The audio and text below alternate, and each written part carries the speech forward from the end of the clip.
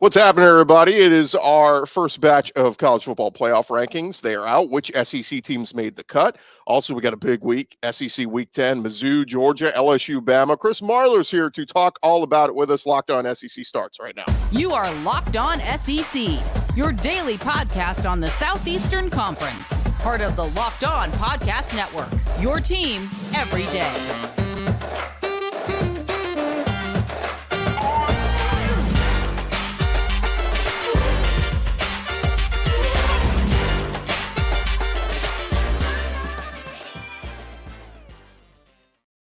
What's happening, everybody? Welcome into Locked On SEC. It's great to have you guys along. Today's episode is brought to you by FanDuel. Make every moment more. Right now, new customers get $150 of bonus bets with any winning $5 money line bet.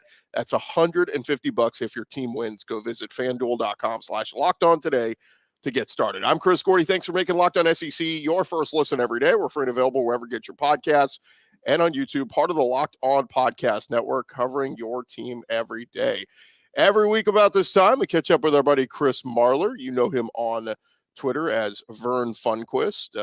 Before he gets, he'll get suspended again eventually. Yeah, for sure. He's doing okay for right now. And of course, you know him from the Saturday Football Uncensored podcast. Marler, welcome in, sir. Hey, perfect timing. So dogs are here. Trick-or-treaters in full effect. So. Yeah, man, it's good to be back. It's been an interesting week. It's like a big week ahead and getting into the month of November. Full disclosure, we are recording this Halloween night, and there are trick-or-treaters literally at the door as we're doing this. So trying to run through it. But let's get into it, Marler. We literally just saw a little while ago the first batch of college football playoff rankings are out. So let's take a look at those. I like to put a little background music. Who made that? This is from the official college football playoff. Oh, that looks really good. They killed it.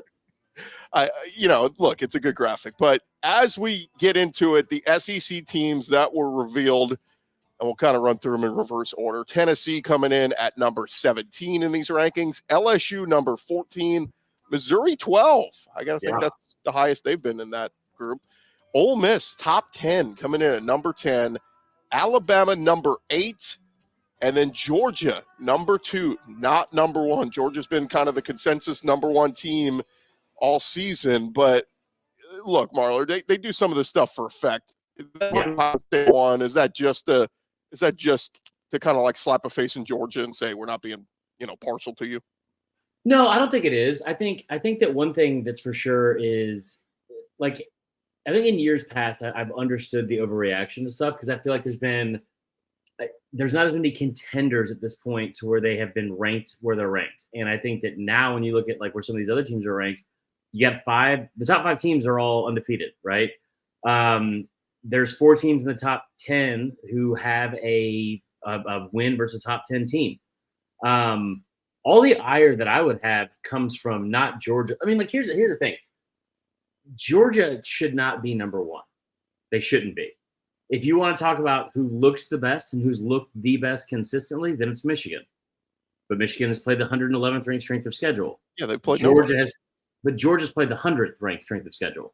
I mean, you look at the opponents' records, and I think Michigan is a joke of a contender, to be honest, because I think they played absolutely nobody they deserve. Like, Michigan has played 0 ranked teams. They will not play a ranked team until another 2 weeks from now, and they have 2 ranked teams left, right? They have number 1 Ohio State, number 11 Penn State. They get one of those games at home. But with Georgia, you haven't played anybody that's ranked. Your best win is 5 and. Hang on, Kentucky was ranked 20th when Georgia beat them, so they do have a top 20 win when they were ranked at the time. Yeah, and Kentucky's really good too. We've seen Kentucky; they're 5-3. They were 5-0 at the time. Again, they're 5-3 now, which does not help the case. But see, we're not going to get into this, but you got to do it where the team was ranked when you beat them, because odds are they drop because you beat them. So, and maybe if Kentucky wins that game, maybe they're undefeated right now. I always say when a team takes a loss, a lot of times things spiral and you fall apart because you lost to that team. To the point, though, Ohio State, yes, a win over Notre Dame when they were 9th, a win over Penn State when they were 7th. That's 2 top 10 resume wins. Right. Yeah, and Georgia, like, if you want to give them the Kentucky game because Kentucky was ranked 20th, then that's fine. Sure. And also, just to be honest, like their next 2 losses were at home. One of them was with a week off, and they were against Mizzou and Tennessee, who both ranked, sick, teams. Sick. They were at home. They're 5-3. And so here's the bottom line. Here's what I'm trying to say. Michigan's going crazy. Hold on. Is this trick or treaters? We'll take a look at the rankings again. Georgia's number 2, Ohio State's 1, Michigan 3, Florida State 4. So I just want to make sure we got those rankings. Ohio State, Georgia, Michigan, Florida State. Yeah. Sorry. Perfect. No, I think that I knew this was gonna happen. It's nobody's fault. But no, I think the stuff that I was going back to, like the Georgia and Michigan stuff. Michigan's played the 111th ranked strength of schedule. They haven't played anybody that's ranked. They haven't come close. Their best win is a win on the road at Rutgers, which is disgusting. I think my biggest takeaways from this, and I know this is an SEC show, like I think Georgia's where they should be, and I think it lines up perfectly for Georgia because now you go play number 12 Mizzou, then you got to go play number 10 Ole Miss. You get both those games at home. Then you go on the road and play number 17 Tennessee. So whether we like what Georgia's schedule's been or not, because that's been something that they've had kind of thrown in their face all year, whether you think that they've played anyone or not, up until this point, in 3 to 4 weeks, there's not going to be a single team in the country who can point at Georgia's schedule, especially with like the recency bias and how they're closing the year, that's going to look at them like, well, you didn't play a tough schedule. There's no way. There's no way. No.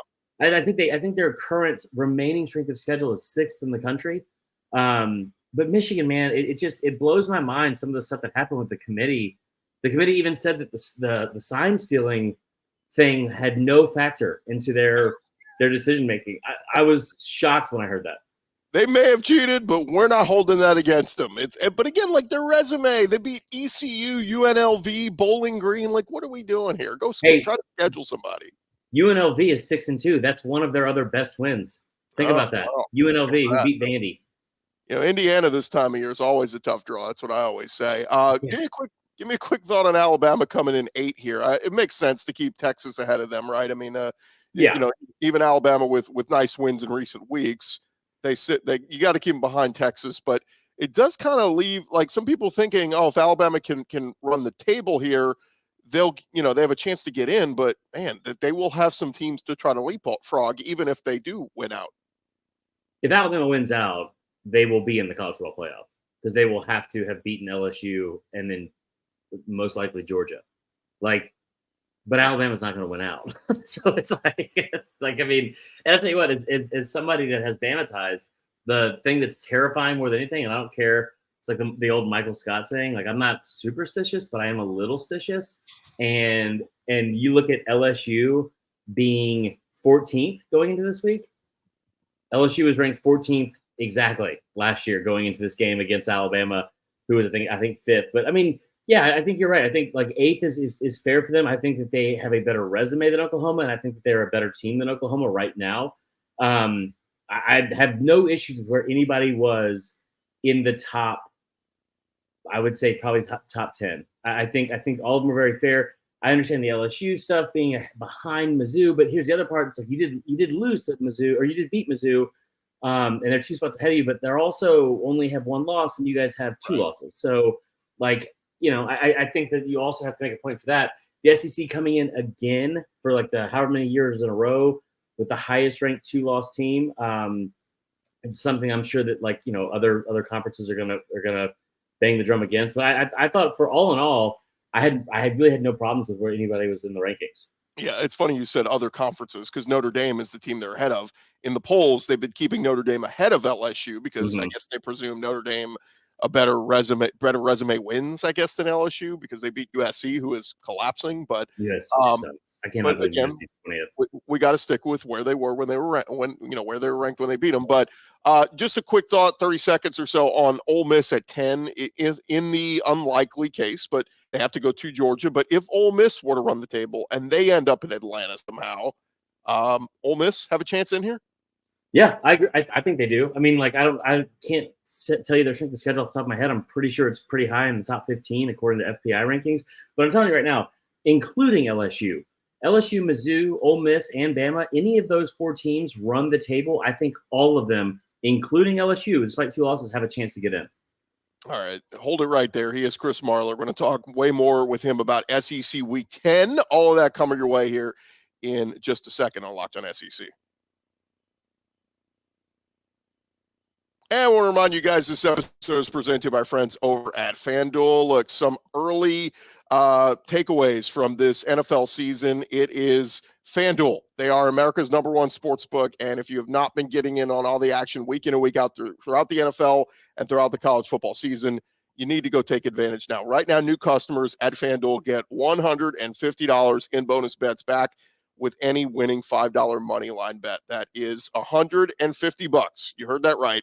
If your team wins that you bet on. If you've been thinking about joining FanDuel, there's no better time to get in on the action. Their app is super easy to use. They got a ton of different options from spreads, player props, all of that there for you, and the whole college slate as well. If you're looking to do a little parlay action, maybe you like Georgia or Missouri to upset Georgia, and you like LSU to upset Bama, and you like a little parlay action, get some pretty good odds on that one. Go check them out, FanDuel.com/lockedon today. And get this football season going, man. Only a couple weeks left of college and midway through the NFL season. Make sure you get in on it. FanDuel, they are the official partner of the NFL. And we dive back into it with our buddy Chris Marler of the Saturday Football Uncensored podcast. And Marler, we have a full slate of games here in SEC Week 10. So let's just dive right into it. We'll save the two biggest games for last, but let's get into some of these early games. I think some actually entertaining games. Let's start with 12 Eastern on ESPN2. It is 2-6 Arkansas at 5-3 Florida. To me, this is almost a must-win for Florida. I know Arkansas is down; they're winless in the conference, but Florida's schedule after this game is absolutely brutal. So while we wanted to say Florida was ahead of schedule at 5-2, they lose to Georgia. They're 5-3. You need this sixth win bad to get to bowl eligibility because there might not be another win after this. Who do they have left? Mizzou, Florida State, and LSU. Oh, God. I mean, it's brutal for Florida. It's going to be tough at LSU. So yeah. No, I think it's a good point, man. I think this is a must-win thing. I think it's also something that I'm still in the camp that Sam Pittman should not be on the hot seat at all. I don't care how it sounds. I think it's a lifetime contract type situation there, and a guy that's great at that program. I think you've gotten so much better at the pictures, by the way. So much better at the pictures. Usually this would be like a picture you took like of him when he was like walking out of a bathroom or something, and it just like was like you that would be the picture that would pop up as I was like going into my spiel. The one with the man boobs that they took of him, Sarah, what's her face, Huckabee. Sam Pittman was stacked. No, so I think that like going into this game, it'll be interesting. You have the blackout jerseys, which is kind of cool. But I think the thing with Pittman and Arkansas is like, I just feel like they got one left in them, right? I feel like they got it's like a Chet Steadman Rookie of the Year situation, right? Just like one more, brother, one more. And I think that they can either knock off Florida or Mizzou. I think they're very capable of doing either of those things. So we'll see. Yeah, and look, I've always subscribed to the idea if you go winless in the SEC, you should lose your job. I mean, I'm with you. I think Pittman they've had all these one-score losses, right? It's been tough. But if you go winless in the SEC, that's a fireable offense. I don't care who you are. No, I agree with that. I think it's totally fair. All right. The other early one at 11 a.m. Central on ESPN is 5-3 Texas A&M at number 10 Ole Miss. And I've just loved the haymakers that Lane Kiffin's been throwing out there all week long. Have you seen this? Over complimenting the team, being like, "Oh my God, have you seen this team? It's like an NFL roster. Look at the talent they have." I mean, my God, if I had that team, I'd be undefeated. I mean, they're not undefeated, but like it's like these little like subtle jabs. Yeah. It's like, good Lord. Oh, they're not subtle at all. There's no part of it that's subtle. I mean, that he's about as subtle as like touching the seatbelt on like a July day. In Oxford, I'm sure. Like it's about as subtle as that. Like it's just. I mean, I don't know when he started hating Jimbo so much. I honestly forgot what caused it. Now, here's what I don't like about it. I think it's funny. I love hearing Lane troll people and all that kind of stuff. But he's only done this one other time this year. Dog's about to start barking. Here we go. Okay, just keep going. So he's only done this one other time this year. This is unreal. So, and it was against Bama. And in that game, he seemed like they had lost a ton of focus. I'm so sorry. They had lost a ton of focus. And I feel like they could have had a situation where they come out of that game against Alabama and they're, I don't know, probably undefeated still, and they have a lead at halftime, and they don't do that. Yeah, the interesting thing for A&M is that the defense has been really good. Edgerrin Cooper has been a monster, 7 sacks already this year. Like, I think this is a real game. Like, we saw Alabama kind of got after Jackson Dart and limited that offense. I know this is in Oxford and it's early, but what if A&M's defense is playing lights out? The O-line did a good job of protecting Max Johnson a week ago, too. They gave him time to throw the football. I think A&M's in this game till the end. What's your thought? I mean, everybody's expecting Ole Miss to keep winning, but this is the time of year where Ole Miss starts to lose games, right? They do this every year. They start hot, and they get to November, and they start to take L's. So they've started out the season 6-1 or 7-0 in the last 3 seasons each. The 2021 year, they get to the Sugar Bowl with Matt Corral, which is obviously very, very impressive. But like last year, they fall off the table, right? They go 7-5, and then I think, or maybe it was like 8-4. They closed like 8-5. So like it was not how you want to finish the season. That is one thing I think that is like the Lane Kiffin, like the maturity standpoint, like has he matured as a head coach where he can get his football team to stay up for, like it's very easy to get excited for the start of the year, for some of the big games they have in the middle of the year, the Ole Miss LSU game, obviously, some of those other ones that are very winnable, and you get to play in front of that home crowd in Oxford. But it's not as easy to do it. Like that's why one of the reasons why Georgia's so impressive is it's so hard to get 118 to 22-year-old kids to stay focused for one, for like a whole season. I think he's got the team to do it this year. I think that the leadership at quarterback is what's been missing. I think this looks much more like the 2021 Ole Miss team with Matt Corral. Yeah, and Jackson Dart's been a leader. He's been all that. And Quinshon Judkins has gotten back to his old self, and they're running the football dominantly and all that. Going to be fascinating. All right, a couple other ones here. The night game, 6:30 Central on the SEC Network. It's 5-3 at 4-4 Mississippi State. On paper, you go, this is where Kentucky's losing streak ends. They lost 3 in a row. Mississippi State is not good by any means, but I couldn't believe the numbers, Marler. Mark Stoops is winless in Starkville. He's 0-5. I didn't realize that. I mean, there's not a lot going on in Starkville. It's a very sleepy town. So I think this is a good spot for Mississippi State, to be honest. I think also the thing with Kentucky, and I've said this last week, and I'm going to continue to say it, and it's not really anything. It's like trying to be disrespectful to them because he's done a great job. But I'm sick and tired of us having to pretend like this is a good football team because we like the story. I love Mark Stoops. Talk to him. And I'm sure you've talked to him. Like we've had him on the podcast. He's a fantastic interview. He's a fantastic guy. He's a fantastic coach, developer talent, all the stuff. But at some point, this is a results-based business, and I think that like the results are. If you want to say they're good for Kentucky, they are good for Kentucky, and that sounds backhanded. But it's not. It's just the state of the program. And I'm just very, very tired of having to pretend like, no, like Stoops is like, he should be a top 5 coach in the SEC because he took a team that should have gone 5-7 and they went 8-4. Like, I don't care. That's fair. I think for where they were though, right? Joker Phillips. I mean, things have been. That was like 11 years ago. Yeah, but he turned it around, right? I mean, he got them 2 10-win seasons. They hadn't done that forever. So like, well, and if they didn't lose by 38 to Georgia, they'd be undefeated, according to you. So I think it's fair to say they're good, not great. Like, sure. And they used to throw parades. Like if they got to 6-6 and went to a bowl game, it was like, hey, that's a great season. So I do a little bit like them going 8-5, 7-6, and being happy. Like they should be happy about that. Yeah, good for Kentucky. But I'm with you. He's not on that next level, right? I mean, every now and then they may pull an upset or so, but like, I think they've kind of caught up with Florida, right? Florida bunch in recent years, but Tennessee, they still can't, they're not on that level yet, and they're certainly not on Georgia's level yet, but that's not a bad thing. Like it's okay. Mark Stoops doesn't have to be beating the top 10 teams in the country. No, that's fair.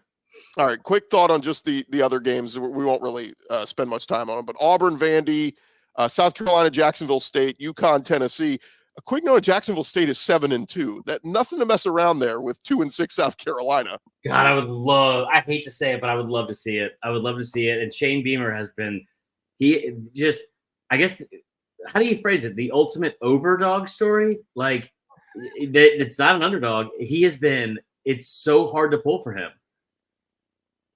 God, they've beaten FIU, UTEP. So Jacksonville State really hasn't played anybody. So I don't know. Spencer Rattler should get after them, but I couldn't believe that line was only 15.5. I'm like, any other SEC team plays Jacksonville State, that line is like 30, right? Yeah. I will say huge game in Nashville. I mean, this game, traditionally and historically speaking, Gordy, this is a series that is tied in the SEC.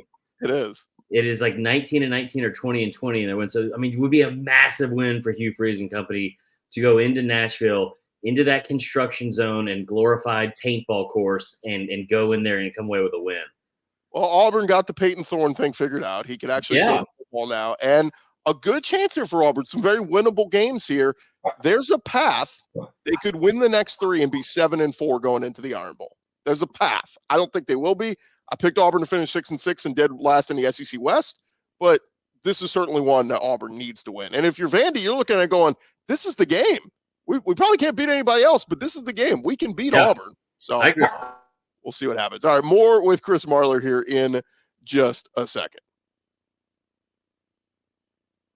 And, of course, this episode is presented to you by our friends over at eBay Motors. Look, passion, drive, and patience is what brings home the winning trophy, and it's what keeps your ride or die alive. eBay Motors has everything you need to maintain your vehicle. Level it up to peak performance. They got everything: roof racks, exhaust kits, LED headlights, whatever it is. If you're into power, speed, or style, eBay Motors has got you covered. Over 122 million parts for your number one ride or die. You'll always find exactly what you're looking for. And with that eBay guaranteed fit, your part is guaranteed to fit your ride every time, your money back. And with eBay Motors, you are burning rubber, not cash. They're going to take care of you with all the parts you need at the prices you want. It's easy to turn your car into the MVP and bring home that win. Keep your ride or die alive and going strong at ebaymotors.com. Eligible items only. Exclusions apply. eBay guaranteed fit only available to U.S. customers. ebaymotors.com. All right, we dive back into it. One more segment with our buddy Chris Marler from the Saturday Football Uncensored podcast. And Marler, it is it's a monster week. 2 big games that will ultimately probably decide who's going to Atlanta from the East and from the West. Missouri, the best chance kind of staying in Georgia's way. I know they got Tennessee down the road, but a lot has to happen for that one to come to fruition. But Missouri, if they beat Georgia, they're in the driver's seat to go to the Atlanta and win the East. LSU, they'll need some help. They'll need Ole Miss to take another L. Ole Miss does still have to play Georgia and Athens. But if LSU beats Alabama, they could be in the driver's seat to go to Atlanta to win the SEC West. So let's start with Mizzou at Georgia. Number 12, Mizzou. Number 2, Missouri, Georgia in the first playoff rankings. I think I said that right. But Georgia, a 15.5-point home favorite. I still don't know what Georgia is, Marler. Like, every time we doubt them, they come out and they steamroll somebody. But the other weeks, they look like, what are you doing, Georgia? Like, they didn't even crush Vandy like they were supposed to. Like, what are they? Yeah, but I think this is one of those things where I think that the lights, Georgia kind of plays best when the lights shine brightest. And Kirby Smart, especially when they get regrouped, like you start looking at some of the stuff over the last couple of years with Georgia. And it's not just the fact they've won 25 games in a row and have finished undefeated in the regular season for 2. I mean, they haven't lost a regular season game in, the last 2.5 years. That's insane. Like, that's just insane. So I think that when you look at this Georgia team and you get that week off for Florida and you let Kirby channel that hate, and now, like, listen, I thought it was stupid when I started seeing all these graphics that were like, oh, well, they got to play number 26 ranked Florida and it's like we've never done that for anybody. Like, I don't care if they're number 26, it's top 25. We all know that. But going into this, where you get number 12 Mizzou, number 10 Ole Miss, number 17 Tennessee, back to back to back, after you just got up for that Florida game, I think if you're Mizzou, you got to be a little bit annoyed with Florida, because like that could have been a situation where if you're Mizzou, like, you're not necessarily hoping that Georgia loses that because you don't want them coming in with a huge chip on their shoulder with their back against the wall. But you definitely aren't hoping that Billy Napier goes for it in the first minute of the second quarter on his own 35 and then has everything just get away from him. Like, and we've seen that with Florida and Georgia the past couple of years, where like happened with Anthony Richardson a couple of years ago, where it just out of nowhere, there's like a 2.5 minute span that like all hell breaks loose and the wheels fall off. And I think that Kirby going back home to Athens with this crowd, and now you give them a little bit of ammo. They're not number one in the country, even after how they looked in their rivalry game. And they're, of course, behind a team they beat last year. I think this is a situation where Mizzou is in a bad spot. And I think Vegas kind of reflected the line with that. So, and also, if you're Luther Burden, I'll say it, and I'm going to catch a lot of hell for this. You better somebody just carry Luther Burden. Carry Luther Burden. Don't let him step anywhere, off a bus, off a plane. Carry him on someone's back until the game starts. Because if there's anything I know about Georgia in big games, opposing teams with an elite receiver or two, something always happens. So put that kid in some sort of like egg crate wrap and just go from there. Don't put that juju on him. I will say Brady Cook seems to be playing on a much different level. If he goes in there and he's poised and doesn't let that crowd get to him, they don't have false starts and all that, they'll have a chance. They could be in this game. Because remember, Marler, the closest game outside of Ohio State a year ago, closest game Georgia played was this game, Missouri, and they needed a fourth quarter comeback to win it. So different teams, different cast of characters. I get it, but Missouri, I think, can be in this game. Yeah, I don't know if they can win it, but it will be really interesting. Just real quick to close on it, it'll be really interesting to look at what this Georgia team does when they show up, because you are coming off a game where you beat Florida, your rival. You have Ole Miss and Tennessee still looming, and those are seemingly bigger matchups, right? Regardless of the ranking next to Mizzou, but it is still, because I don't think anybody takes Mizzou seriously because of the name on the jersey and the logo on the helmet, because it's Mizzou. And that's stupid, because they're a really, really good football team that's pretty well coached and also very, very good on offense. And you're right about Brady Cook, but also another perfect spot for Kirby, because it's hard to overlook a team that almost took away everything from you last year. My Carson Beck Heisman betting slip is looking good right now. We're holding strong. We're holding strong. All right, Marla, the moment of truth, the big one. It is number 14 LSU at number 8 Alabama. This was the game a lot of us said this is going to decide the SEC West, and Jaden Daniels has been better than I think advertised. He has been phenomenal, Heisman level play. But on the flip side, LSU, they lose Mekhi Wingo for the season. Their best cover corner, Zy Alexander, is out. Their other corners, Denver Harris and Deuce Chestnut, out. So they're going to have to rely on young guys like LaTerrence Welch, Ashton Stamps. You think guys like Jermaine Burton, Amari Niblack, and Isaiah Bond aren't licking their chops right now going, you serious? That's who you're going to have cover us? Yeah, Ashton Stamps is not a real person. Hey, he went to Archbishop Rummel guy like Jamar Chase. That's where we went to high school. But on the other side, Marler, Jalen Milroe, he's the most sacked quarterback in the SEC. Bama's offensive line's been good, not great. Run game's been pretty damn good. Jason McClellan's been good, but the defense has been very good. So the defense has been elite. Shut your mouth, Gordy. Let me just tell you right now. Okay. What you just said is one of the most factually incorrect things I've ever heard. The offensive line has been good, not great. Yeah. They're ranked 129th in the country in sacks allowed out of 133 teams. Well, when they give him time, he's hitting dimes down the field.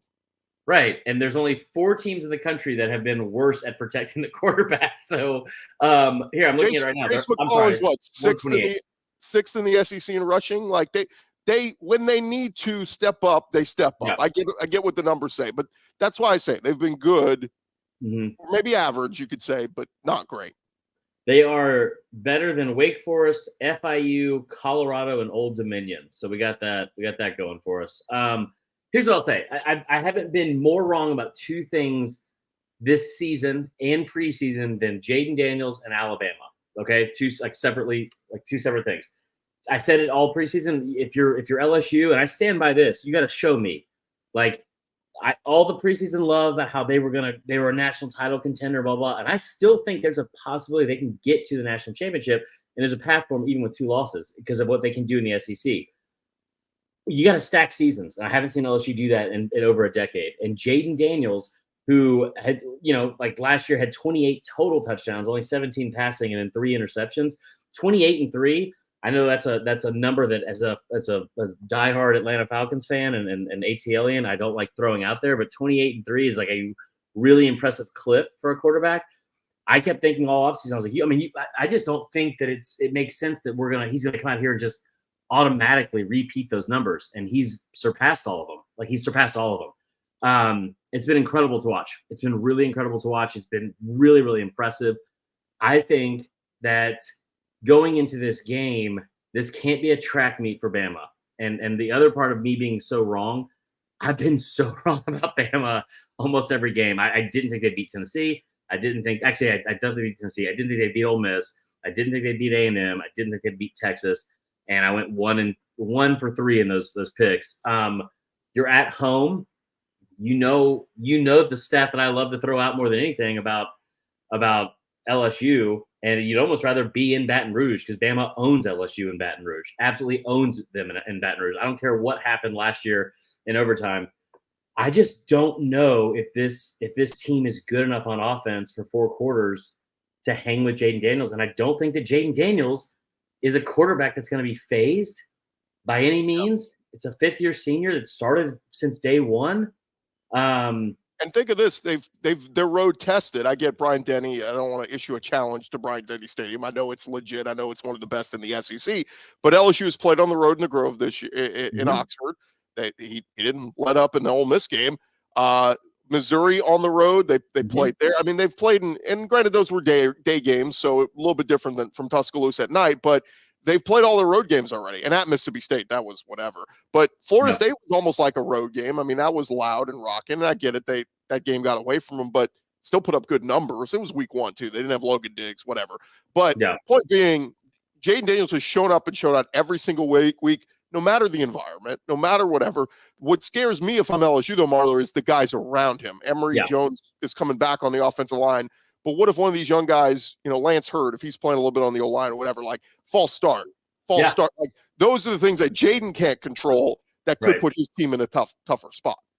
Yeah, I think there's so many different angles that you could talk me into for either team. And LSU secondary and defense has been piss poor for most of the year.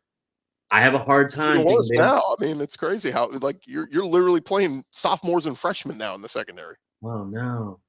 Hate it. Not a team facing injuries. No, I think that this is a game though where if you're telling me this is the situation that Bama hasn't been in and won all season, and I'm not going to include the USF game. I'm not. But down 7 late, down 3, down 4 late. There's a game every year. Gary Danielson's for as much crap as he's given for unwarranted reasons, in my opinion. But I remember him saying this. Actually, it was in the 2012 LSU Bama game. There's some games. There's one game every year where you look at your quarterback and you just say, "Hey, you got to go out and win us this game." And a lot of times in the past, it has been this LSU Bama game. Blake Sims, 2014. AJ like 1 of 8 or 1 of 7 for 0 yards in the second half in that 2012 game. I mean, Joe Burrow was incredible, and so was really Tua in that 2019 game. There's some times where you just say, like, you got to put on your quarterback's back and say, like, you got to go win us this game. And in that, whether it's at home or wherever, I trust Jaden Daniels more. I don't think that LSU is going to score 40 points on that Alabama defense, because I think that Alabama defense is really, really good. But I don't know if Bama's going to be able to score 30. So yeah, that's where I keep going. I keep saying LSU. Give me LSU gets 30. Can Bama get the 30 with the offense? I mean, that's but do they do it with a fumble, a kickoff return? Kool-Aid, when they've been griping about Kool-Aid for weeks. What if this is a week he busts one? Well, he's got to catch those first, Gordy. He's got to actually catch the punts first instead of standing under it until the last second and letting it roll for another 25 yards. Like that is mind-blowing. But yeah, I mean, you're right. This is the stat that I love in this one, and I'll give you my prediction and we'll wrap it up. LSU, of course, continues to lead the SEC in passing yards, but Jalen Milroe or Jaden Daniels leads the SEC in 11.5 yards per attempt. Jalen Milroe is second in the SEC at 10.5 yards per attempt. I think we're going to see shot after shot after shot. I think this game, Marler, is going to resemble the Alabama-Tennessee game from a year ago. I think we could get 52-49 out of this game, because I think LSU's offense is going to score points. I think Bama's offense is going to score on LSU's defense because of all those missing links on defense in the secondary. Well, so I mean, you guys can have anybody in that secondary, and Bama's still going to score them. They're an awful secondary. You can bring back Stingley, and it'd probably be helpful because Bama owned that kid too.